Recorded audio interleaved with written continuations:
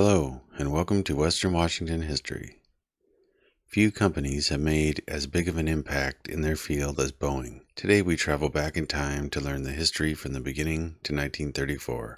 Why we will stop at 1934 will make sense by the end. If you're happy to see this channel finally make another video, please hit the like button. Hello, I am William Boeing, and I will be helping narrate this film about my life. Of course, I am not him.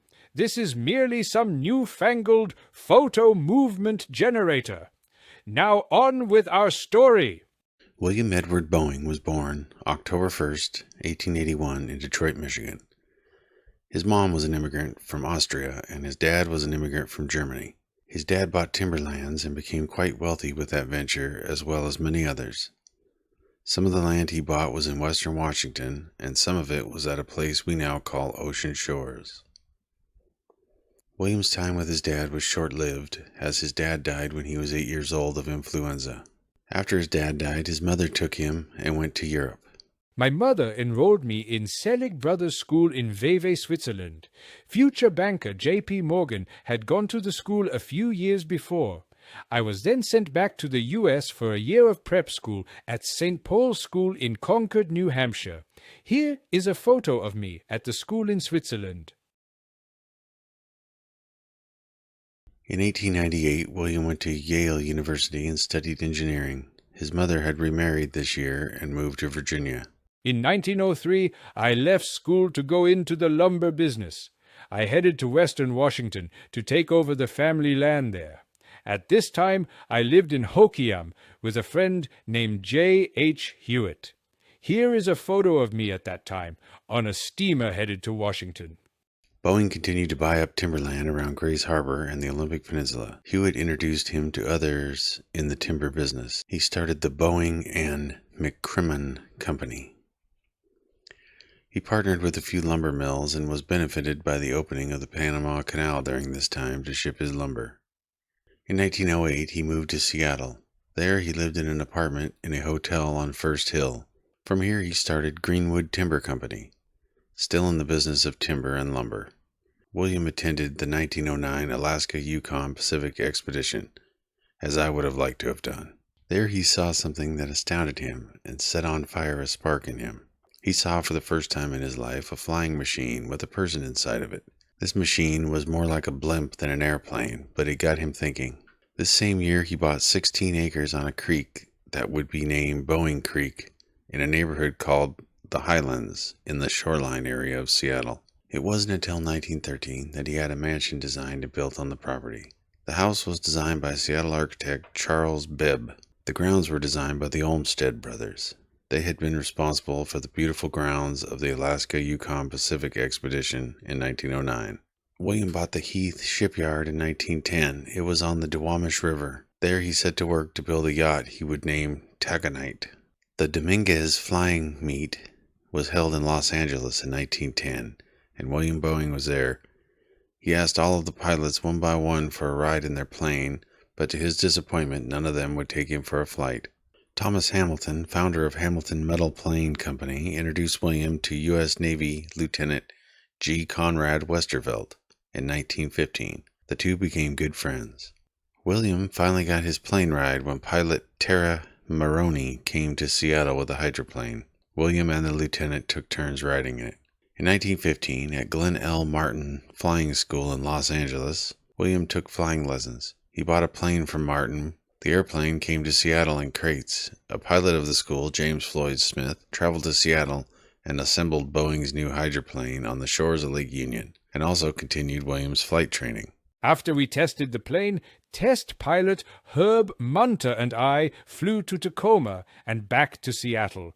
I had joined a club called the Aero Club of the Northwest. We believed in being ready for any disaster or war threat, so when we got back to Seattle on that flight, I had made some cardboard bombs, and we dropped them on the University of Washington football game against California. Inside was a card that read, "Protection through preparedness. This harmless card in the hands of a hostile foe might have been a bomb dropped upon you.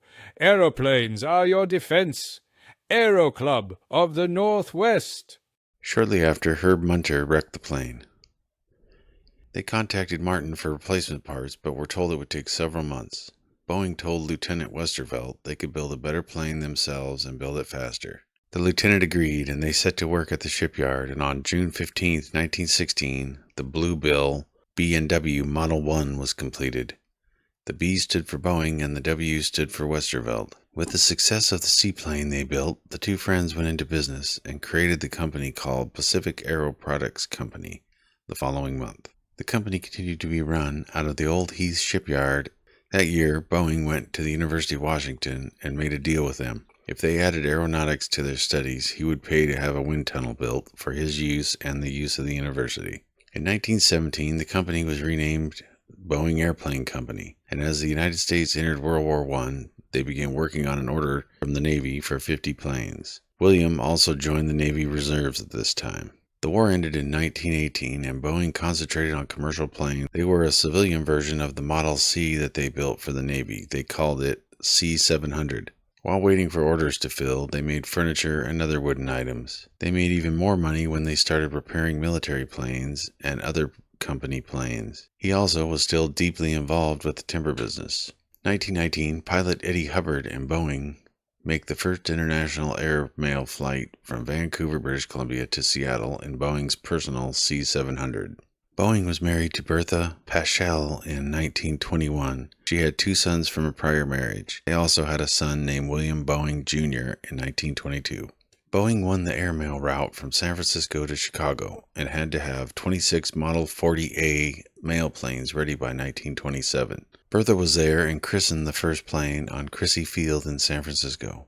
By 1928, Boeing was the largest airplane manufacturer in the United States. Vern Gorst came to see William Boeing. Vern had a thriving business called Pacific Air Transport. I will make a video of him, or I already did depending on when you watch this. Vern wanted to buy a B-1D flying boat from Boeing. He gave him 73% of his company for $94,000 and bought the plane. He intended to use it on an Alaskan mail route.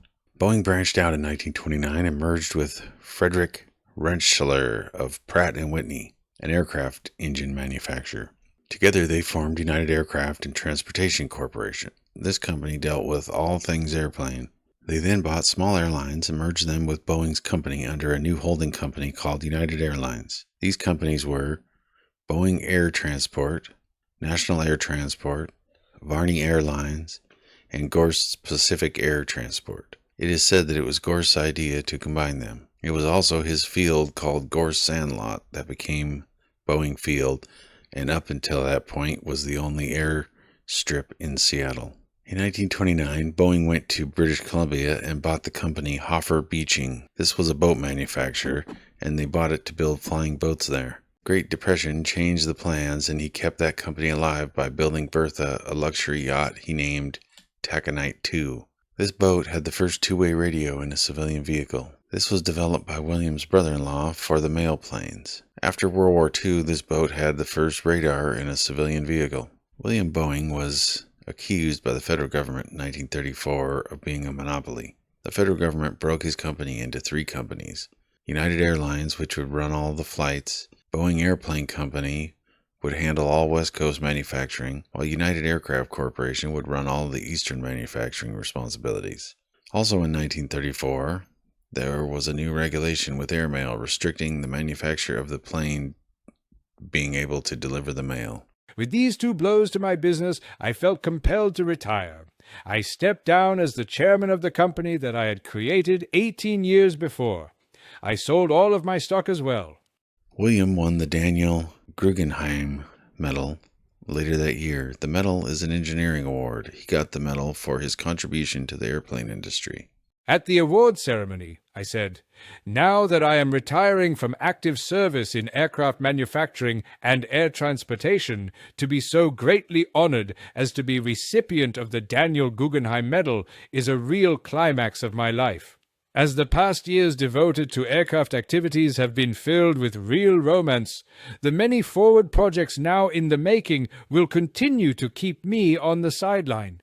During the Great Depression, William and Bertha paid about 90% of the cost of care for children at Children's Orthopedic Hospital in Seattle. He said he would pay whatever amount the hospital was owed as long as no one knew he did it.